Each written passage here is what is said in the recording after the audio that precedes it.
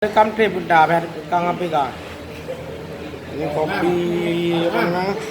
Kopi luwak. Kopi espresso luwak. Nanti dicoba di Birun, di depo Birun. Ya. Sana minum kopi espresso luwak di Birun.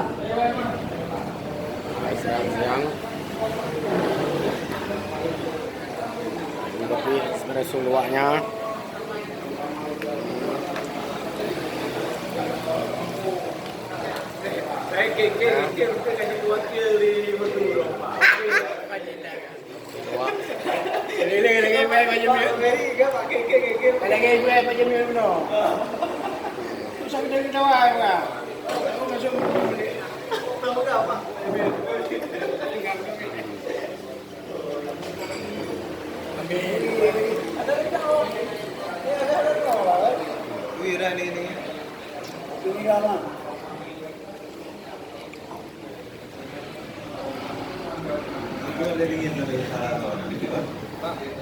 Luwak.